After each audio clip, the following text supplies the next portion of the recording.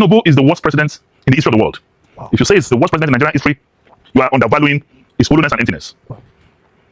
Tinubu is the most reckless,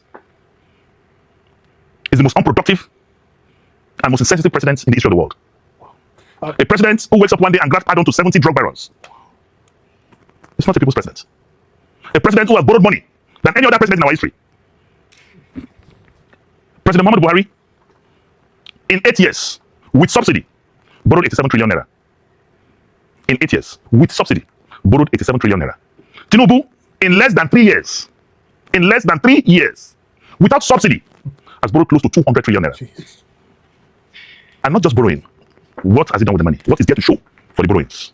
And why are you borrowing after the removal of subsidy? And what have you done with it?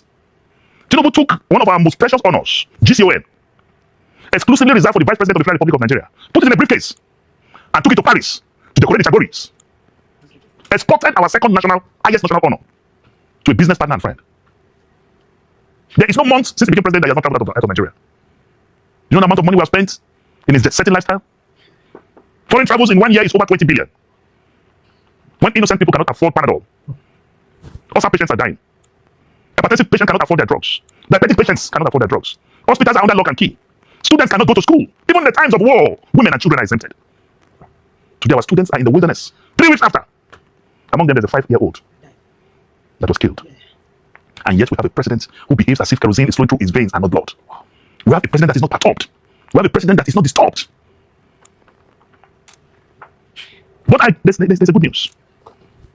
We are going to stop Tinubu.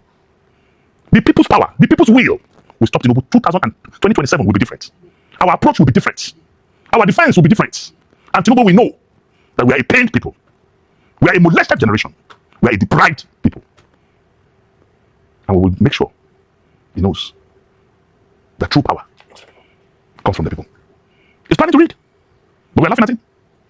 This time around, we will stop his electoral tiffany. We will stop him. When you push a goat to the wall, you will realize that the goat can bite.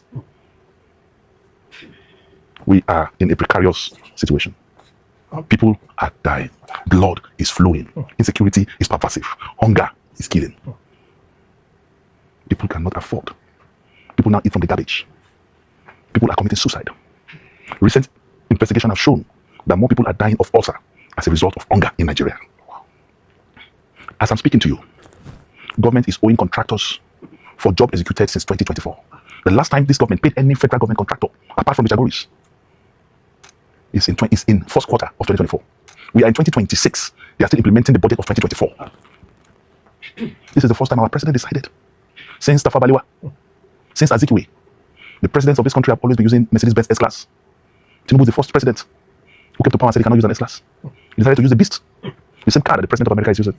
That is costing more than 20 times what the S-Class cost. He bought a new plane. He bought a yacht. He decided to say Nigerians can continue to be in darkness and provided solar lights in the villa at the whooping cost of 17 billion naira to the detriment of Nigerians. When your president say he's off national grid, is to tell you that I've given up on power. Leadership is by example. How can you have solar in the villa and the poor palm white in Umuleri, the poor farmer in Ogbomoso, and the Baduku in Dambata is sleeping with Kendo? Such a sensitive president. I thought Nigerians should have lights before you would think of the villa. But he is the most insensitive character I've seen. But the good news again is that he's a one-time president. He's a one-time president. He will see the demonstration of the people's will this time around. Like the way people say, all die and I die. What are your fears for the 2027 election? My fear is very simple. That Tinubu will lead this country to a war path. Because he will try to rig. And there will be vehement resistance. At the end of the day, we may have a president who will run away. Because we're not backing down. This time around, enough.